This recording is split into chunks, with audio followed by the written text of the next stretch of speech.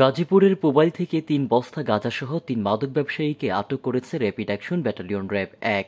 Rapid action battalion র্যাব-১-এর একটি চৌকস দল গাজীপুর জেলার পুবাইল এলাকায় অভিযান চালিয়ে কয়েক বস্তা গাঁজাসহ একজনকে আটক করে। গোপন সংবাদের ভিত্তিতে গতকাল সকালে র্যাব-১-এর একটি বিশেষ দল পুবাইল থানাধীন এলাকায় সন্দেহভাজন একটি বালুবাহী ট্রাকে তল্লাশি করে। এ সময় বালুর নিচে কয়েকটি বস্তা পাওয়া যায়।